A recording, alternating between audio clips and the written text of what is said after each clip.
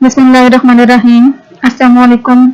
आज के इस लेक्चर में हम chemistry class first year national book foundation का unit number 2 atomic structure discuss करेंगे।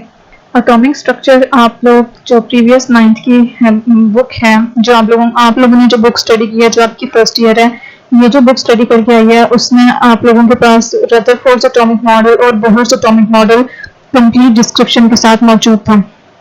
लेकिन अब की जो नेशनल बुक फाउंडेशन की न्यू बुक है उसमें रदरफोर्ड और बोहर एटॉमिक मॉडल के साथ साथ एक और मॉडल भी है जो रदरफोर्ड और बोहर से भी पहले का है, और वो है डाल्टन्स एटॉमिक मॉडल। ठीक है, तो डाल्टन्स एटॉमिक मॉडल के बारे में जो चीज होगी वो आपको लोगों के लिए न्यू होगी। डाल्टन्स का जो एक कॉन्सेप्ट है वो जो एटॉमिक स्ट्रक्चर से रिलेट करता है और फिर बाद में उसी को उसका ड्रॉबैक कहकर उसको रिजेक्ट कर दिया गया था उस थ्योरी को, और उसकी बेस पे फिर उसके बाद फिर रदरफोर्ड ने उसके ऊपर मजीद काम किया था।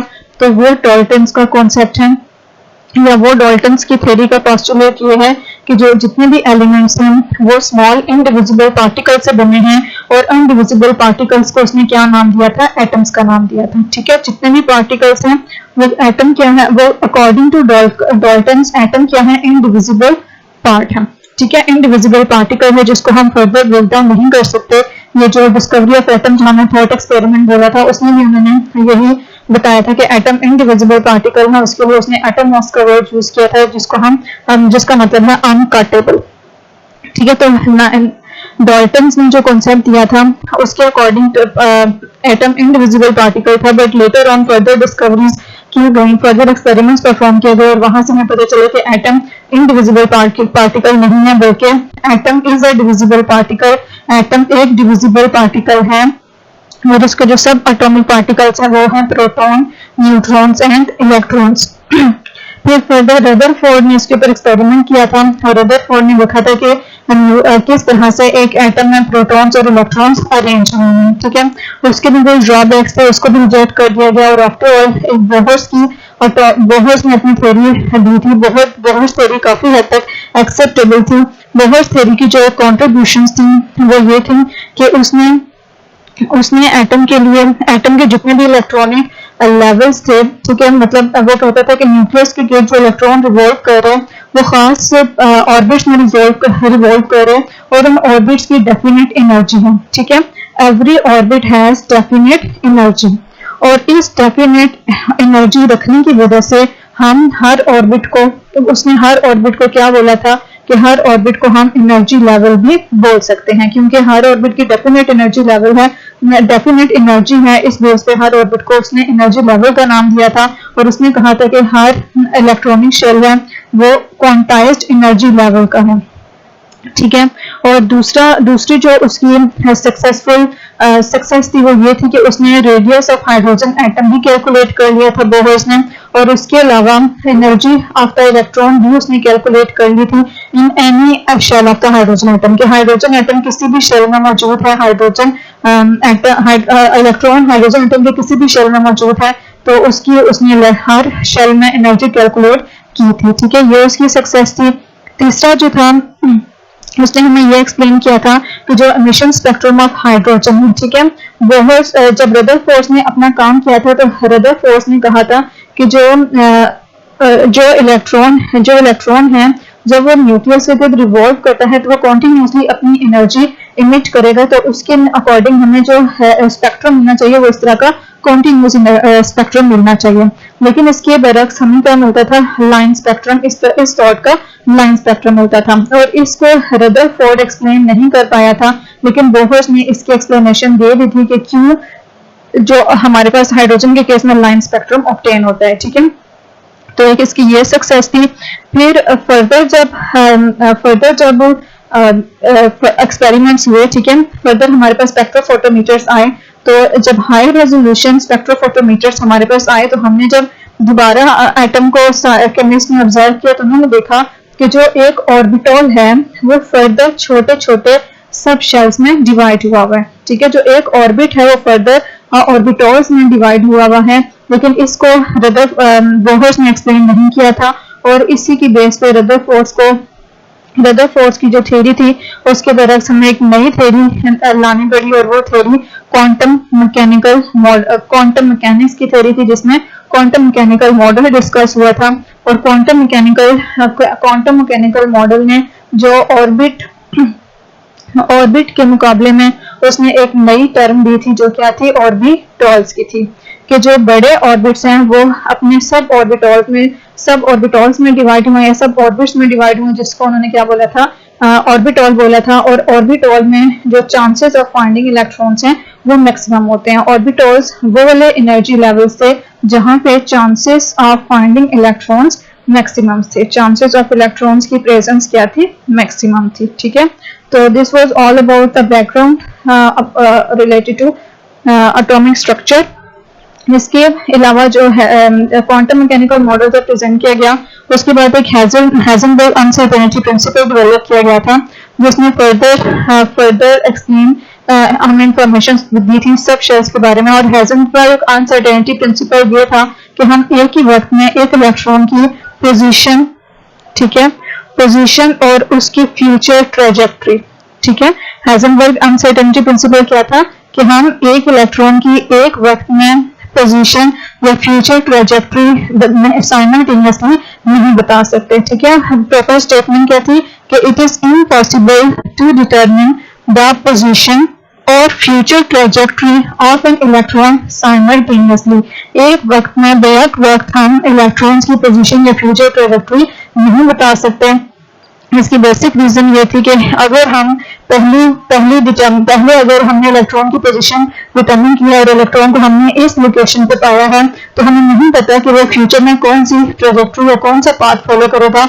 हो सकता है हमने ये वाला सर्कुलर पाथ कंसिडर किया कि इलेक्ट्रॉन हमें इसमें मिलेगा, लेकिन इलेक्ट्रॉन कुछ इस तरह का पाथ फॉलो कर लेता है या कोई इस तरह का पाथ फॉलो कर लेता है, तो वो हमें फ्यूचर ट्रेजेक्ट्री हम कंफर्म, अगर उसकी पोजीशन बता भी दें तो हमें उसकी फ्यूचर ट्रेजेक्ट्री नहीं पता होगी, फ्यूचर ट्रेजेक्ट्री बताते तो हमें उसकी पोजीशन नहीं पता होगी। ठीक है, तो this was all about brief history of atomic models. और अब हमारे पास है सब एटॉमिक मॉडल्स। ये जितनी भी मैंने बातें बोली हैं या फिर उनके लिए काम आने वाली हैं, तो आप रफ सा अपनी बुक्स पे बेशक उनको नोट भी कर लें। नेक्स्ट है सब एटॉमिक पार्टिकल्स। डॉल्टन्स ने कहा कि एटम क्या है, इनडिविजिबल पार्टिकल है, लेकिन लेटर जो मॉडल है उन्होंने बोला कि एटम इनडिविजिबल पार्टिकल नहीं बल्कि वो डिविजिबल पार्टिकल है और इसमें सब एटॉमिक पार्टिकल्स मौजूद हैं और सब एटॉमिक पार्टिकल्स में इलेक्ट्रॉन्स, प्रोटॉन्स एंड न्यूट्रॉन्स हैं। ठीक है, इलेक्ट्रॉन्स को अगर हम देखें, इलेक्ट्रॉन्स की प्रॉपर्टीज देखें तो ये नेगेटिवली चार्ज है। ठीक है, इसके ऊपर क्या होता है, नेगेटिवली चार्ज पार्टिकल होता है, इलेक्ट्रॉन नेगेटिवली चार्ज पार्टिकल है और इसके ऊपर चार्ज कितना होता है जी, -1.6022 इंटू 10 की पावर -19 कूलम। ठीक है, इसका चार्ज किसके बराबर होता है, -1.622 इंटू 10 की पावर -19 कूलम्स। ठीक है, और इट्स रिलेटिव चार्ज इज -1। ये सब एटॉमिक पार्टिकल का चार्ज है, लेकिन अगर हम इसे रिलेट करके पढ़ेंगे प्रोटॉन्स और न्यूट्रॉन्स के से रिलेट करके इसका चार्ज देखें तो इसका जो रिलेटिव चार्ज है वो क्या है, -1 है। ठीक है, इसका जो मास होता है वो 9.1 इंटू 10 की पावर -31 kgs में है। इसको डिस्कवर किया था जे थॉम्सन ने और these particles are deflected towards positive pole of the electric field. ठीक है, जब हम इलेक्ट्रिक फील्ड, अभी हम नेक्स्ट टॉपिक हमारा यही है कि इलेक्ट्रिक फील्ड में इनका बिहेवियर क्या होता है। तो अगर हम किसी भी इलेक्ट्रॉन को इलेक्ट्रिक फील्ड में प्लेस करें तो वो किस तरफ डिफ्लेक्ट होता है, टुवर्ड्स द ऑपोजिटली चार्ज्ड पोल, जो कि पॉजिटिव पोल होगा। ठीक है, नेक्स्ट है प्रोटॉन्स। प्रोटॉन्स क्या हैं, पॉजिटिवली चार्ज पार्टिकल्स हैं। इनका अगर रिलेटिव चार्ज देखें with respect two electrons and neutrons, तो इसका रिलेटिव चार्ज क्या होता है, +1 होता है। ठीक है, इसका रिलेटिव चार्ज क्या है, +1। और अगर हम इसका मास कंपेयर करें इलेक्ट्रॉन्स, तो ये 1836 टाइम्स हैवियर है। ठीक है, ये 1836 टाइम्स हैवियर है देन इलेक्ट्रॉन्स और इसका मास है 1.67 into 7 10 के पावर -27। ठीक है, और पॉजिटिव चार्ज होने की वजह से जब हम प्रोटॉन को इलेक्ट्रिक फील्ड में रखेंगे तो ये टुवर्ड्स द नेगेटिव पोल, अपने ऑपोजिट पोल की तरफ डिफ्लेक्शन शो करेगा। This electron and protons are electromagnetic in nature, क्योंकि वो डिफ्लेक्शन शो करते हैं जब हम उन्हें इलेक्ट्रिक या मैग्नेटिक फील्ड में प्लेस करें, तो इस वजह से वो दोनों क्या है, इलेक्ट्रोमैग्नेटिक इन नेचर है। ठीक है, एक और चीज जो आप लोगों ने यहाँ याद रखनी है कि जो अगर प्रोटॉन्स की हम बात करें जो 1836 टाइम्स हैवियर है देन इलेक्ट्रॉन्स, तो अगर इलेक्ट्रॉन्स की बात करें तो electrons 1836 times sorry 1/1836 times lighter हैं देन प्रोटॉन्स। ये पेपर में क्वेश्चन आ सकता है, 1836 टाइम्स लाइटर हैं प्रोटॉन से, times are lighter than protons. Electrons proton से 1836 टाइम्स लाइटर हैं, ठीक है।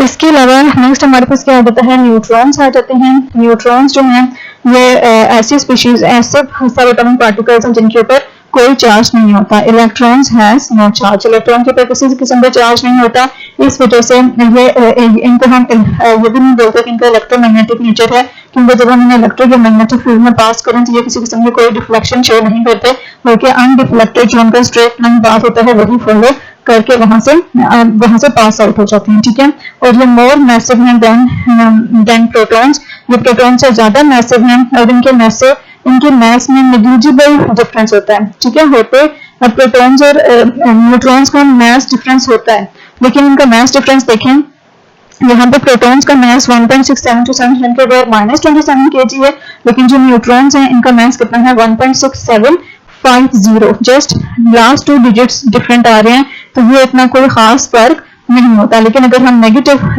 टर्म्स में देखें तो फिर ये डिफरेंस बनता है, तो इस वजह से हम कहते हैं कि न्यूट्रॉन्स जो है वो प्रोटॉन से मैसिव हैं, ठीक है। और ये नॉन इलेक्ट्रोमैग्नेटिक इन नेचर है, मींस के इलेक्ट्रिक और मैग्नेटिक फील्ड में किसी किस्म की कोई डिफ्लेक्शन शो नहीं करते, ठीक है। ये सब एटॉमिक पार्टिकल्स के बारे में कुछ इंपॉर्टेंट पॉइंट्स थे जो आप लोगों के ऑब्जेक्टिव में आ सकते हैं। उसी को जो हमने ये पढ़ा है उसको ये टेबुलर फॉर्म में दिया है, ये मैंने इलेक्ट्रॉन्स का आपको बताया है कि इसका रिलेटिव मास सेकंड ये 1.1/1836 टाइम्स लाइटर है देन प्रोटॉन्स एंड न्यूट्रॉन्स। और रिलेटिव एटॉमिक मास प्रोटॉन और न्यूट्रॉन का देखें तो इनका दोनों का क्या है 1 है, लेकिन एग्जैक्ट मैसेज केजेस में देखें तो वो भी आप लोगों को मेंशन किए हुए हैं। चार्ज देखें तो रिलेटिव चार्जेस क्या है, प्रोटॉन का +1, न्यूट्रॉन का 0 एंड इलेक्ट्रॉन्स का -1। और अगर हम वैसे उनका एग्जैक्ट चार्ज बताएं तो प्रोटॉन्स का चार्ज +1.6022 10 के पावर -19, मतलब पॉजिटिव 1.602, वो पॉजिटिव चार्ज होगा, और इलेक्ट्रॉन्स का भी सेम चार्ज होगा लेकिन वो नेगेटिव चार्ज के साथ होगा, ठीक है, नेगेटिव साइन के साथ होगा। ये आप लोगों के सब एटॉमिक पार्टिकल्स के बारे में था। नेक्स्ट आप लोगों का बहुत मजे का टॉपिक है जो है behaviour of electron, proton and neutron in magnetic field. अगर हम एक इलेक्ट्रिक फील्ड, सपोज हमारे पास एक इलेक्ट्रिक फील्ड है, इसका ऊपर हमारे पास पॉजिटिव प्लेट है, नीचे क्या है नेगेटिव प्लेट है, और यहाँ से हम एक बीम पास कर रहे हैं जिसमें इलेक्ट्रॉन्स हैं, प्रोटॉन्स भी हैं और न्यूट्रॉन्स भी हैं, ठीक है। ये बीम हमने पास की है, जब ये मैग्नेटिक फील्ड के इलेक्ट्रिक फील्ड के सेंटर में आती है तो जो नेगेटिवली चार्ज पार्टिकल्स इलेक्ट्रॉन्स हैं वो पॉजिटिवली चार्ज प्लेट की तरफ डिफ्लेक्ट हो जाते हैं, और जो पॉजिटिवली चार्ज प्रोटॉन्स हैं, ठीक है, पॉजिटिवली चार्ज प्रोटॉन्स वो नेगेटिवली चार्ज प्लेट की तरफ डिफ्लेक्ट हो जाते हैं, और न्यूट्रॉन्स जो कि बिल्कुल न्यूट्रल पार्टिकल्स हैं वो स्ट्रेट लाइन पाथ फॉलो करते हैं और डिफ्लेक्शन शो नहीं करते और सीधे चले जाते हैं, ठीक है।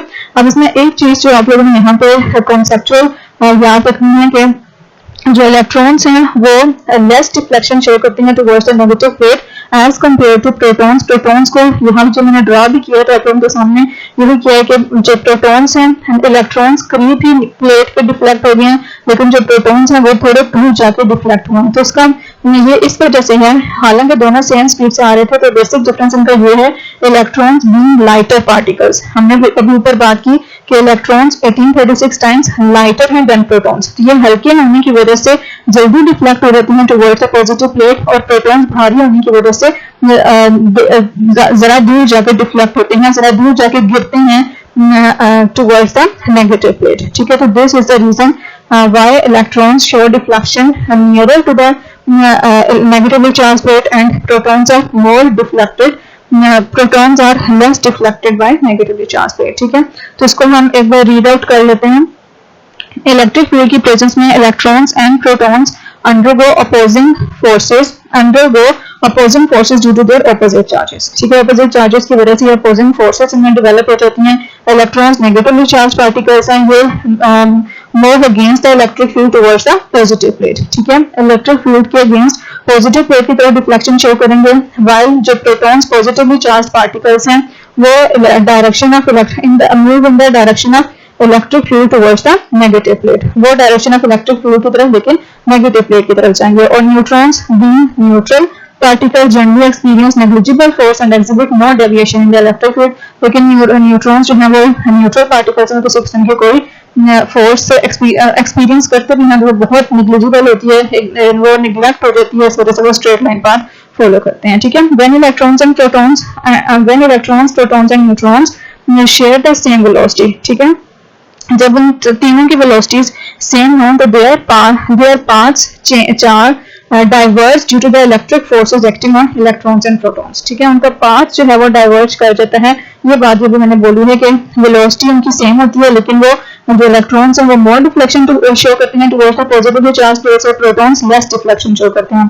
तो इसकी रीजन क्या है? Electron curve against the electric field, protons curve with it, and neutrons have no net charge continue along their path in the minimum deflection. Their turning curvature depends upon the trajectory force or velocity. ठीक है, इनका जो turning जो path का curve होना है वो किस पे डिपेंड करता है? फोर्स और वेलोसिटी पे डिपेंड करता है। ठीक है, लेकिन उन्होंने यहाँ पे ये बात डायग्राम में मेंशन की हुई है, ये देखें इलेक्ट्रॉन्स जो है डिफ्लेक्ट हुए हैं much more than protons. Proton से देखें ये पॉजिटिव प्लेट के करीब आके गिरे हैं लेकिन प्रोटॉन्स आगे जाके गिरे हैं। तो इसका रीजन क्या है? As it has much smaller mass, क्योंकि इलेक्ट्रॉन्स का बहुत स्मॉलर मास होता है। ठीक है, तो यहाँ से एक लाइन आप लोगों ने ये भी याद रखनी है कि इनका जो टर्निंग कर्वेचर है वो किस पे डिपेंड करता है? फोर्स या फिर वेलोसिटी पे। अगर फोर्स और वेलोसिटी उन सबकी सेम होंगी तो फिर वो कौन सा पाथ फॉलो करेंगे? जो प्रोटॉन्स है वो कर्व हो जाएंगे टुवर्ड्स द प्रोटॉन और इलेक्ट्रॉन्स कर्व हो जाएंगे टुवर्ड्स द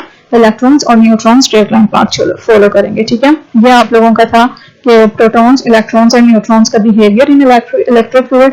नेक्स्ट है atomic number and mass number. ये भी आप लोगों को जो 9th की बुक का चैप्टर नंबर 1 है उसमें आप लोग ये डिस्कस करके आ चुके हैं कि एटॉमिक नंबर क्या होता है और मास नंबर क्या होता है। बहुत सारे बच्चों को इस चीज का कॉन्सेप्ट होगा भी, लेकिन मैं मानती हूँ कि आप सभी बच्चों को प्रोटॉन और मास नंबर का कॉन्सेप्ट होगा।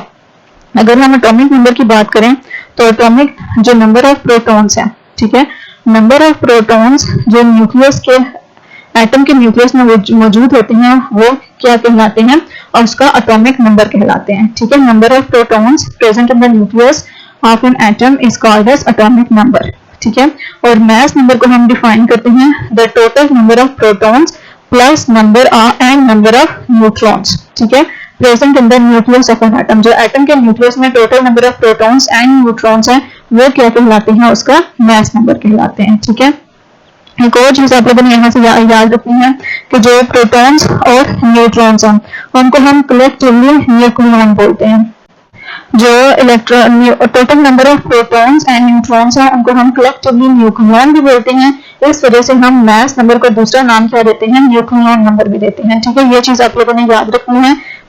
जो number of protons plus number of neutrons plus neutron, इनको हम कलेक्टिवली क्या बोलते हैं? न्यूक्लियंस बोलते हैं। ठीक है, और इसी तरह जो total number of protons and neutrons in the nucleus हैं उसको हम मास नंबर के साथ साथ न्यूक्लियन नंबर भी बोलते हैं और एटॉमिक मास भी बोलते हैं। और एक और चीज जो आप लोगों ने यहाँ से याद रखनी है वो ये है कि एटॉमिक नंबर को हम Z से रिप्रेजेंट करते हैं और एटॉमिक मास को हम A से रिप्रेजेंट करते हैं। और एक न्यूट्रल एटम की बात करें तो उसमें जितने नंबर ऑफ प्रोटॉन्स होंगे उतने ही नंबर ऑफ इलेक्ट्रॉन्स होंगे। ठीक है, उतने ही उसके पास क्या होंगे? इलेक्ट्रॉन्स होंगे। इस वजह से टोटल पॉजिटिव चार्जेस किसके बराबर हो जाते हैं? टोटल नेगेटिव चार्जेस, और ओवरऑल जो हमारे पास एटम आता है वो न्यूट्रल आता है। ठीक है, ये आपका एटॉमिक नंबर और मास नंबर से रिलेटेड था। ये एक बार नीचे हम इसको देख भी लेते हैं।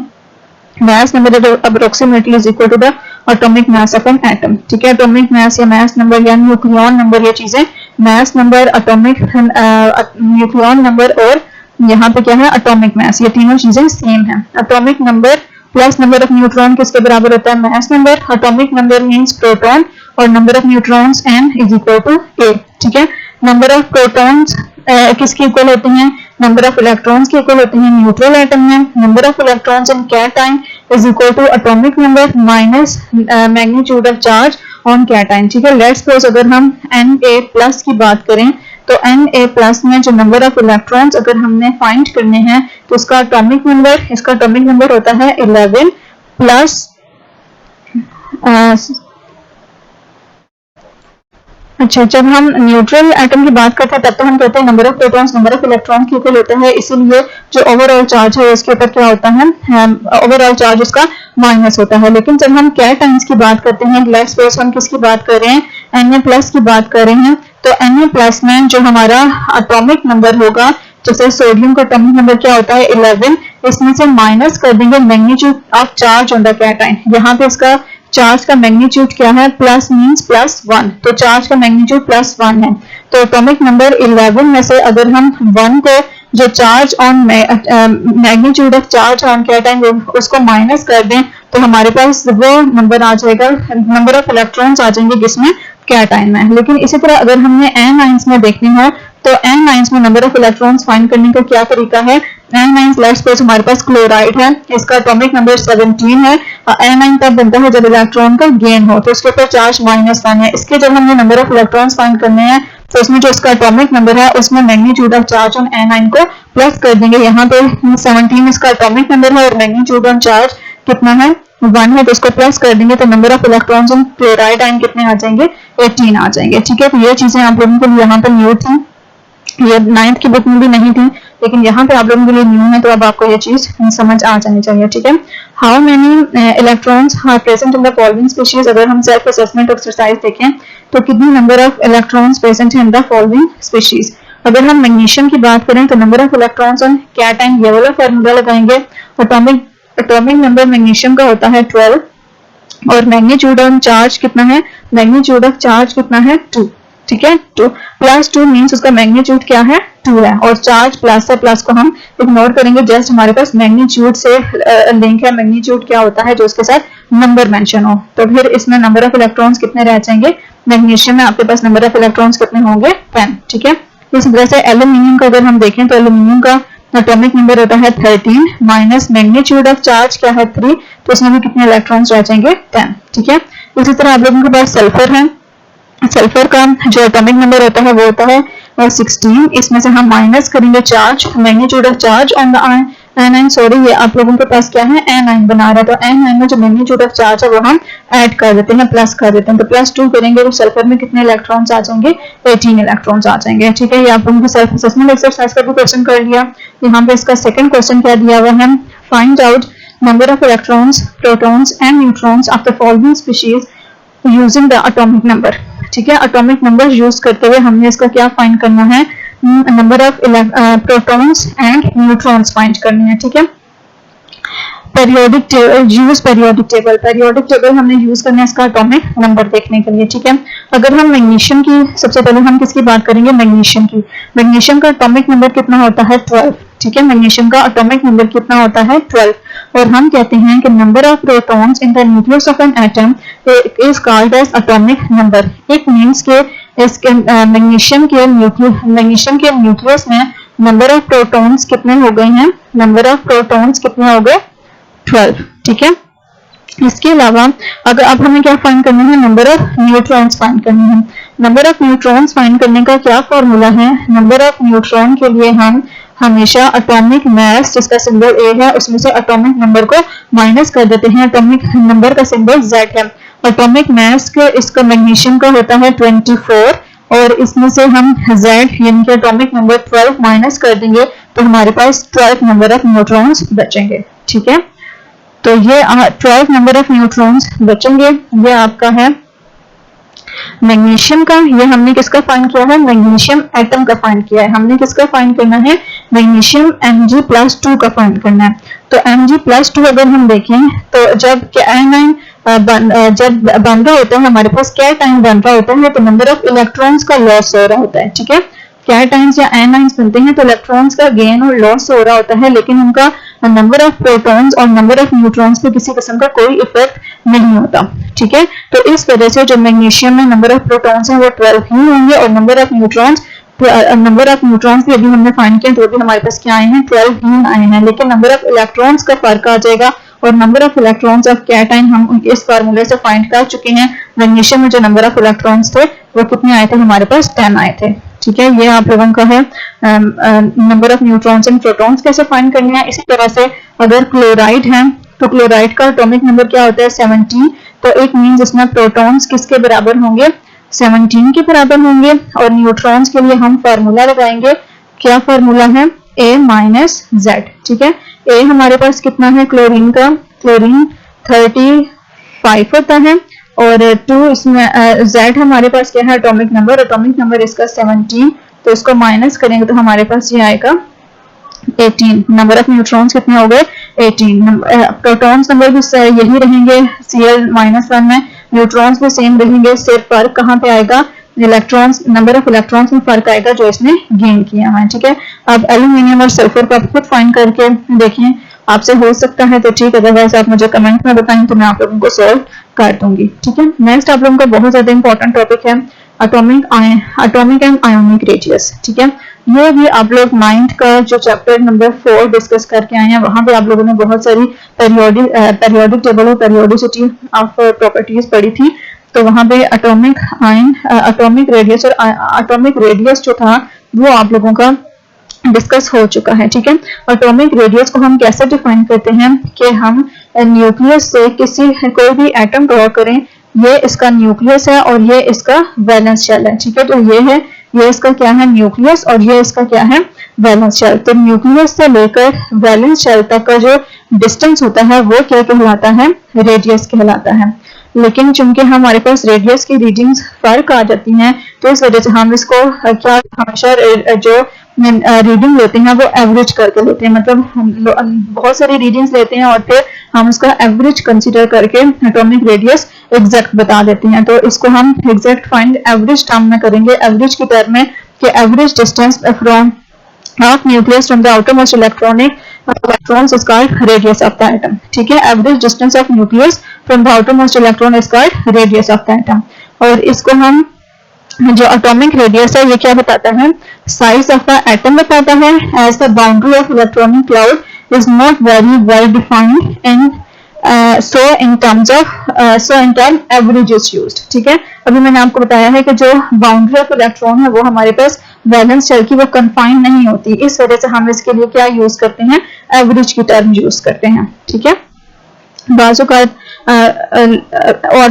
ऑर्बिट जो है वो न्यूक्लियस से करीब आ जाता है या साइज बड़े होने की वजह से दूर चला जाता है, तो हम उसके लिए क्या यूज करते हैं, एवरेज की टर्म्स लेते हैं। ठीक है, तो इसकी एटॉमिक रेडियस की डेफिनेशन क्या है, the average distance of radius from the outer most electron is called radius of the atom. ठीक है, अब इसका हम ट्रेंड अगर देखें, रेडियस का ट्रेंड देखें, तो जब हम left to right across a period move करते हैं तो जो हमारा एटॉमिक रेडियस है वो decrease, whenever we move from left to right across a period, जो आयोनिक रेडियस है या एटॉमिक रेडियस है वो क्या होता है, डिक्रीज होता है। लेफ्ट टू राइट की हम बात करें ना पीरियड, तो लेफ्ट टू राइट आप यहाँ देखते जाएं तो इसका जो एटॉमिक रेडियस है वो यहाँ तक डिक्रीज होता जा रहा है। इसका एटॉमिक रेडियस डिक्रीज इसलिए हो रहा है क्योंकि जो नंबर ऑफ इलेक्ट्रॉन्स क्या है वैलेंस शेल में लेफ्ट टू राइट बढ़ते चले जा रहे हैं। ठीक है, number of electrons in valence shell from left to right increase होते जा रहे हैं, लेकिन उसके साथ साथ जो न्यूक्लियर का चार्ज है वो भी क्या होता जा रहा है, बढ़ता चला जा रहा है। ठीक है, न्यूक्लियर चार्ज आल्सो इंक्रीजेस, वो भी क्या हो रहा है, इंक्रीज हो रहा है। दैट्स व्हाई न्यूक्लियस में ज्यादा एबिलिटी आ गई है कि वो वैलेंस इलेक्ट्रॉन्स को अपनी तरफ ज्यादा जोर से अट्रैक्ट कर सके, जिसकी वजह से उसका साइज श्रिंक कर जाता है, उसका साइज छोटा हो जाता है। इस वजह से हम बोलते हैं कि लेफ्ट टू राइट जो एटॉमिक रेडियस है या आयोनिक रेडियस है वो डिक्रीज करता है। ठीक है, और इसको दूसरे लफ्जों में आप ये बोल सकते हैं, लेफ्ट टू राइट जाते हुए नंबर ऑफ इलेक्ट्रॉन्स इंक्रीज होते जा रहे हैं, लेकिन वो सेम शेल में ऐड हो रहे हैं। शेल नंबर हमारे पास सेम रह रहा है और इंटररनिंग इलेक्ट्रॉन्स का नंबर भी सेम है। इस वजह से शील्डिंग इफेक्ट कांस्टेंट है। तो शील्डिंग इफेक्ट कांस्टेंट को हम नहीं देखेंगे बल्कि हम न्यूक्लियर चार्ज को देखेंगे, क्योंकि न्यूक्लियर चार्ज बढ़ता चला जा रहा है तो उसका जो पुल है आउटरमोस्ट इलेक्ट्रॉन्स पे वो क्या है, इंक्रीज कर गया, जिसकी वजह से इलेक्ट्रॉन्स न्यूक्लियस के करीब आ गए हैं और न्यूक्लियस का एटम का साइज श्रिंक कर गया है और जिसकी वजह से उसका एटॉमिक रेडियस में डिक्रीज कर गया है। ठीक है, अच्छा यहाँ से आप एक रियल लाइन पॉइंट आउट कर लें कि जो shielding effect from left to right वो क्या होता जाता है, कांस्टेंट रहता है, लेकिन जो ट्रांजिशन मेटल्स हैं उसमें इलेक्ट्रॉन्स चूंकि किसमें ऐड होते जा रहे हैं, डी सबशेल में ऐड होते जा रहे हैं, तो वहां पे शील्डिंग इफेक्ट कांस्टेंट नहीं रहता बल्कि वो left to right shielding effect increase करता है in case of transition metals. ये चीज आप लोगों के लिए इंपॉर्टेंट थी यहाँ पे।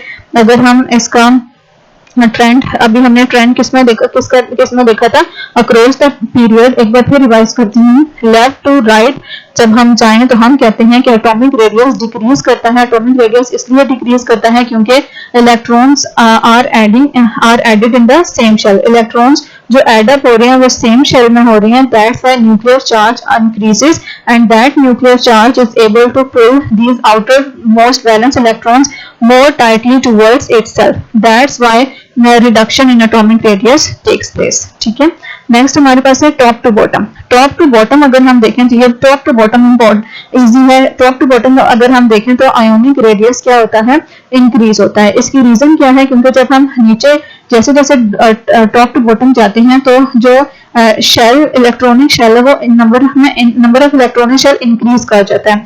Number of electronic shell increase करने की वजह से जो नंबर ऑफ इंटरवेनिंग इलेक्ट्रॉन्स हैं वो भी क्या हो जाते हैं, इंक्रीज कर जाते हैं, जिसकी वजह से शील्डिंग इफेक्ट बढ़ जाता है। और शील्डिंग इफेक्ट बढ़ने का मतलब है कि न्यूक्लियस की आउटर मोस्ट वैलेंस इलेक्ट्रॉन्स पे जो फोर्स ऑफ अट्रैक्शन है वो रिड्यूस हो गया, वो कम हो गया, वो उसको ज्यादा ताकत से अपनी तरफ अट्रैक्ट नहीं कर पा रहा है, जिसकी वजह से उसका साइज बढ़ गया है। जो एटम है उसका साइज बढ़ गया है, इस वजह से उसका एटॉमिक रेडियस भी बढ़ चुका है। ठीक है, अगर हम ग्रुप में टॉप टू बॉटम देखें तो एटॉमिक रेडियस इंक्रीज करता है।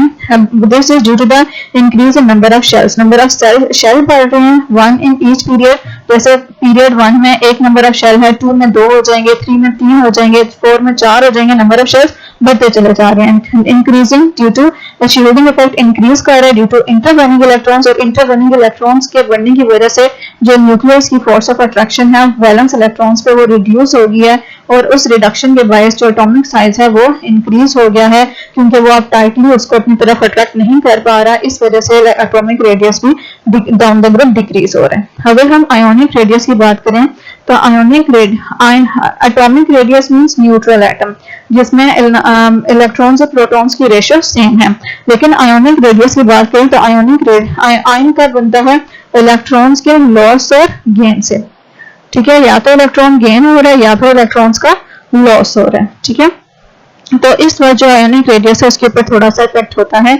अब इस इफेक्ट को हम देखते हैं कि किस तरह से। अच्छा, अगर हम आयोनिक रेडियस में कैटाइंस की बात करें तो कैटाइंस कैसे बनते हैं, due to loss of electron. ठीक है, ये जो due to loss of valence shell electron, जो वैलेंस शेल में इलेक्ट्रॉन होते हैं उनके लॉस के बाद हमें क्या मिलते हैं, कैटाइंस विद पॉजिटिव चार्ज मिलते हैं। ठीक है, तो लॉस हो जाने की वजह से मींस जो उसका वैलेंस शेल है वो अब रिमूव हो चुका है, खत्म हो चुका है, और जो रिमेनिंग इलेक्ट्रॉन्स हैं उन पे जो न्यूक्लियस का पुल है वो बढ़ जाता है। ठीक है, न्यूक्लियस का पुल बढ़ने की वजह से उनका साइज छोटा हो जाता है। इस वजह से आयोनिक जो कैटाइंस हैं उनका साइज हमेशा पेरेंट एटम से लेस होता है। ठीक है, cations are always smaller than their parent atom due to increased effective nuclear charge and decrease in electron repulsion in the valence shell due to removal of electrons.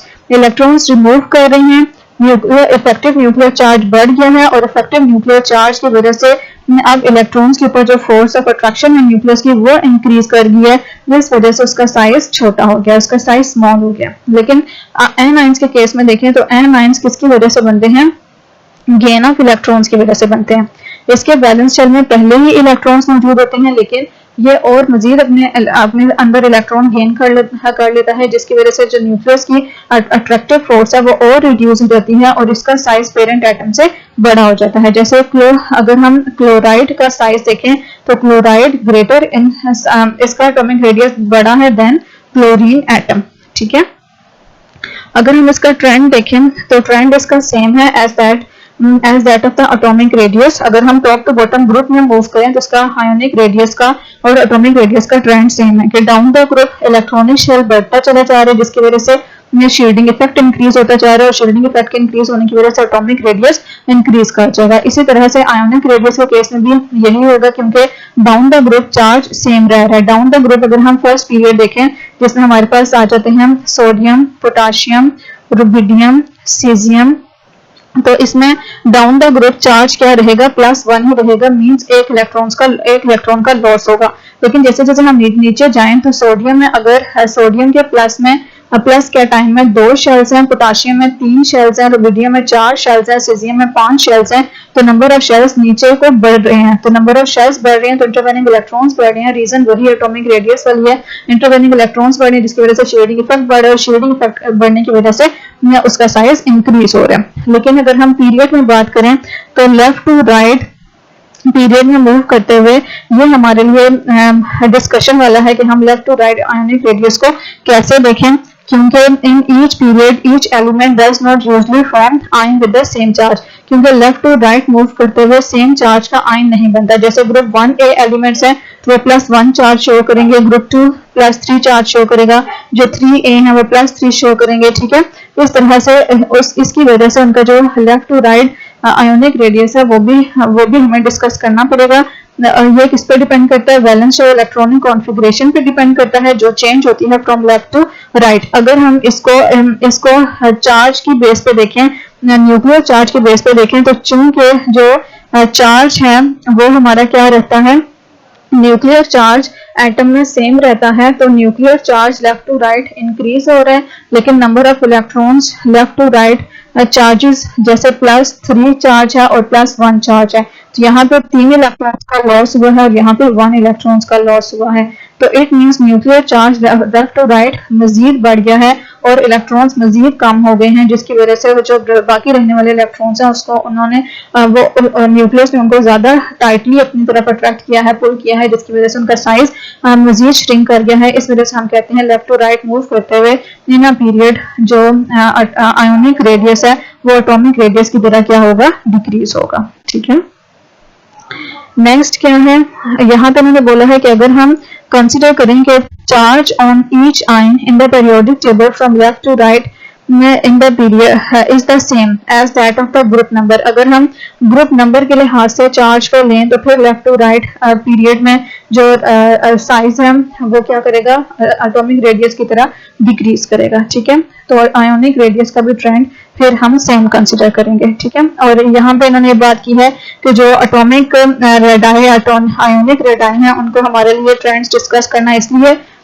इसलिए जरूरी है क्योंकि जो दूसरी प्रॉपर्टीज ऑफ एटम्स हैं जिसमें ionization energies, electronegativities, bond energies, bond length, oxidizing reducing power, ये सारी के सारी किस पे, इन सारे के सारे के ट्रेंड्स किस पे डिपेंड करते हैं, एटॉमिक रेडियस और आयोनिक रेडियस पे डिपेंड करते हैं। ठीक है, तो ये आप लोगों का इंपॉर्टेंट टॉपिक था जो कि आयोनिक रेडियस और एटॉमिक रेडियस से रिलेटेड था। उम्मीद करती हूँ आपको अच्छे से समझ आया होगा। नेक्स्ट हमारे पास जो है वो टॉपिक है क्वांटम नंबर्स। ठीक है, इसको हम नेक्स्ट लेक्चर में स्टडी करेंगे। तब तक के लिए अपना ख्याल रखिएगा, दुआ में याद रखिएगा। लेक्चर अगर आप लोगों को अच्छा लगा है तो प्लीज लाइक, शेयर और सब्सक्राइब जरूर कीजिएगा। जज़ाकल्लाह, अल्लाह हाफिज।